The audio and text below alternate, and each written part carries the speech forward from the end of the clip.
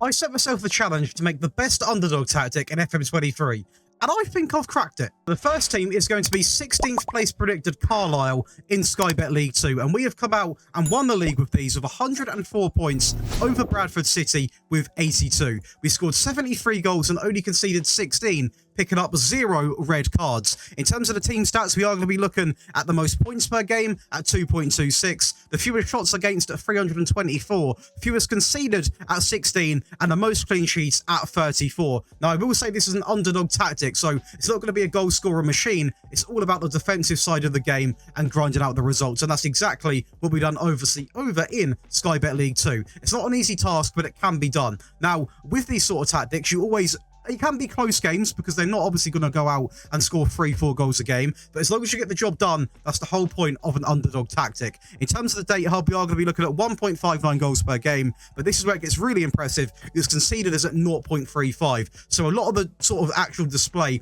is put in defending, and you are going to see that obviously in the tactic. It defends really, really well, and the way you get your goals is essentially a grab and go, a counter attack, hit him on the break, and that is where you're the most dangerous. So then once you got the first goal, I personally find that's when it gets easier because they obviously go more attacking. You soak up the pressure, counter attack, and get the second, and at that point the game's done, completely gone. So that's the whole point of this tactic, and it works really, really well. We then got over to Cambridge, obviously in Sky Bet League 1, a team that are predicted to finish 18th overall in the league, and we have come out and won the playoffs, which is a massive accomplishment with obviously Cambridge, a team which they shouldn't be anywhere near this. I mean, they're predicted to finish all the way down here where obviously Cheltenham finished in 18th. We scored 75 goals in the league, ranking us the second best over the likes obviously Ipswich, Plymouth. We will see which one we outperformed.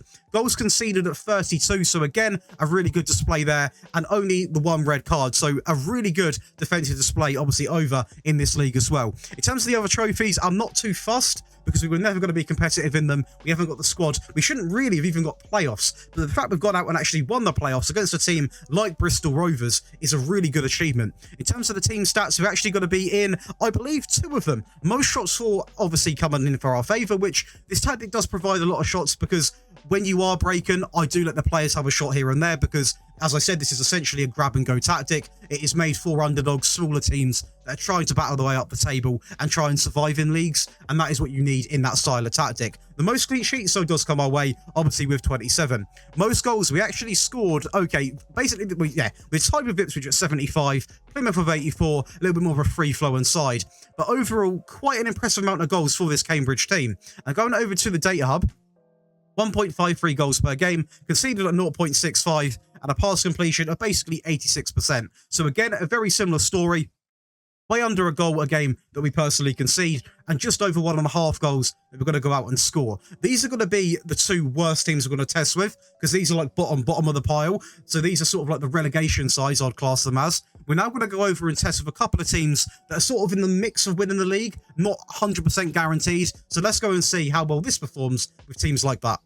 Well, I say teams that possibly could win the league. Obviously, Leeds are not going to be that. A team that are predicted to finish sort of lower mid-table, 12th, 13th. And we have come out and actually got Champions League football here, which I'm really impressed with because this is by far the hardest league to try and get an underdog tactic to work in. So obviously you've got the likes of United, Liverpool, Newcastle, Man City, Chelsea, Arsenal. Probably more teams I forgot to mention in there that are all better than Leeds quite significantly. In terms of the English Cups, again, not the best display, but I'm not really fussed because we've got Leeds in the Champions League. I mean, that says a lot about this tactic. 77 goals scored, ranking us the second best. Conceded at 28, ranking us the best of the best when it comes to defending. In terms of the red cards, now this is a bit of a tricky one because the rest of them were quite disciplined. Leeds, for some reason, lost their heads in a couple of games, and we picked up 4 in 1 season. Now, this doesn't give a true sort of story of how this tactic performs because it doesn't pick up that many red cards on average. A lot of factors go into any team you use. So the player's mentality, that is a big one. So if you've got players that are aggressive, you're going to get more bookings, etc., etc. We nowhere near touch 4 red cards in any of the others. So this was simply a one-off when it comes to lacking a little bit of discipline. In terms of the team stats, we're going to be looking at being in 3 of them. The fewest shots against at 313. We're going to have the most tackles at 891. Says a lot about this tactic, I think. And the fewest conceded coming in at 28. So not in a lot of them, but in enough of them to get Champions League football, which obviously is not what you expect with Leeds, but we are definitely going to take it. it. In terms of the data hub, we are going to be looking at over 2 goals per game on this occasion, which is really impressive, and still way under a goal conceded per game, which with this Leeds defence, the way that it is, and obviously the quality of the Premier League, at 0.74, I'm going to take that and run, because that is absolutely incredible. And the pass completion, the best we've actually ever seen it, coming in at 87.58%. So a really significant improvement there. An improvement on the goals per game. The conceded per game is a little bit more, I believe, than we had in the previous 2, but we are in the hardest league in the world as one of the weaker teams. So overall, I would say that's pretty cool. And then go over to Italy with AC Milan, obviously a team which are, I wouldn't say favourites to win it, obviously this season, Napoli being champions, but they're in the mix, aren't they, with Inter Milan, obviously Napoli, not Juventus, obviously, in this game. But overall, they're sort of in the top 3, I'd say. Each team could win it, and we have come out and cemented that spot by winning it, not just by a little amount of points, but by an absolute dominant amount of points. 92 points compared to Lazio, actually, in second place, coming in with 78. We also won the Italian Cup against Inter and the Italian Super Cup against Inter, making that a treble-winning season. We scored 87 league goals and only conceded 20. And in terms, like I said, I've gone over it again, but the league table's not even close. The teams which I was going to put in that bracket, being obviously Milan, Napoli, and Inter, it's actually Lazio that gets second. So that, again, is one of 4 teams that could win the league. Let me know in the comments right now, in your saves, what team wins the Italian league the most? Going over the team stats, we are going to feature in quite a few of them, bang on 6 of them actually. Most points per game, most goals at 87, most shots for 838, fewer shots against at 215, most clean sheets at 22, and also the fewest conceded coming in at 20. In terms of the data hub, we are going to be looking at 2.29 goals per game, so our best yet. Conceded at 0.53 and a pass completion of 87.53%, which now does definitely indicate if you are playing in a team Premier League sort of standard, obviously Spanish League, Italian League, anything like that, the pass completion is going to be a lot better than obviously in a lower league because you've got better players. So around 87% is what you can expect from that. Easily over 2 goals a game, and conceded has been nowhere near close to a goal a game yet. So far, I am really impressed. And although this obviously is made for underdogs, for those of you that are going to be using this with a powerhouse, I want to show you what you can expect, because I know a lot of you guys do like to play with like these giant teams, or you've got a save that has been going on for years and you've simply built an absolute ridiculous team. So we've got a test for PSG, and the results might shock you a little bit because it was incredible. Champions League winners against Bayern, League 1 winners, French Cup against obviously Lyon, and the Trophy de Champion against FC Nantes. We scored 133 league goals and only conceded 8. That is right, 8 goals. Now, obviously, not as many goals that we're used to seeing with PSG, because to be honest, with a 4-2-3-1 attacking, you can easily get 150 plus, possibly even 160 plus. So a little less scored, but this, I think, is possibly the best amount of goals I've conceded ever. It is really, really defensively solid, and you are going to see it in, obviously, the tactic, why it is like that, because it is a real defensive unit.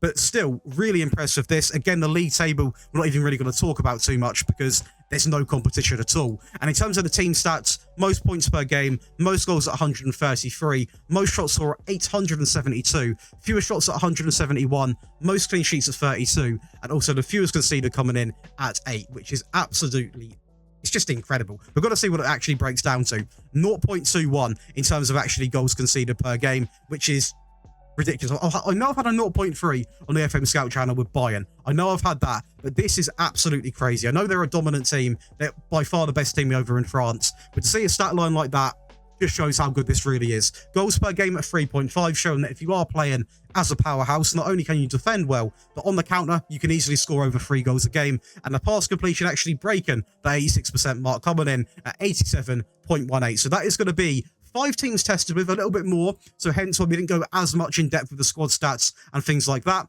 But we've got a perfect match now. We've used 2 teams that are like really bottom of the pile, relegation teams. We tested with the Leeds, which is obviously a very tough team in the Premier League. We tested with Milan, which is obviously a top 4 team, top 3 team, and 1 powerhouse. And every team will provide a result. So honestly, this is the real deal. Got quite a good game here against Chelsea in the Premier League with Leeds in what was a 4-1 win in the end. And we actually were quite attacking in this. As you can see, the amount of space that Adams was in, obviously over on the right, into Sinistera, who goes in and Panenka's the keeper, making him look absolutely ridiculous. So we do go 1-0 up inside of 3 minutes, funny enough. Chelsea, however, do try and string some play together, but the pressing coming in from Christiansen, who wins it back, drives through the midfield into Aronson, who I mean, yeah. Individual quality. It's a great bit of pressing from obviously our defender to win it back. Drives into midfield and obviously picks it up. Aronson on the ball here, who goes through again into Sinistera. Simple passing, who goes through, and it is going to be a bit of a goal line clearance, but the clearance was right into Noto. He obviously picks up a goal. One of Leeds' hottest prospects, by the way. Quite a good player, I must admit. Chelsea do, however, bounce back with a goal here into Enzo, out wide with the ball, back into Pulisic in the middle. And although we've got, I mean, this is how. It's just unfortunate defending, really, because we've got so many players in the box to defend it. The one player we didn't mark on this occasion would be João Felix, of all people, and he can finish. But we didn't give up. We carried on attacking for some reason. Although it's an underdog tactic, we're not shy of goals in this game, as we build up again here with Noto, who just sort of burns past Fofana and tucks it into the bottom right corner, finishing it off at 4-1. I want to show you this game as well, because although this tactic is made for an underdog team, it can perform against the big teams. It's not going to be like too defensive to the point where you were just sort of sat back and not able to perform against the best of the best. As we do win this game 4-0 against Barcelona, as it is going to be Lionel Messi against his former club from a great bit of play from Hakimi down the right, plays Messi in, takes it past the keeper, and it's a very easy finish. Neymar through to Mbappe here. When Mbappe gets the ball, it is very difficult for ter Stegen. As Hakimi picks it up, is he going to hit it?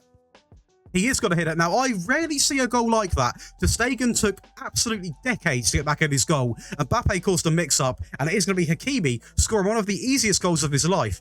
As Fabian goes a bit more direct there, out wide to Mendes, who takes a touch, drives it inside, and that right there is the perfect fullback role. What a run, and what a ball in the box. Put on a plate for Mbappe. Hakimi back into Vitinha, into Messi, into the box. A good bit of pass and play here. Back into Vitinha, who runs and hits into the top left corner.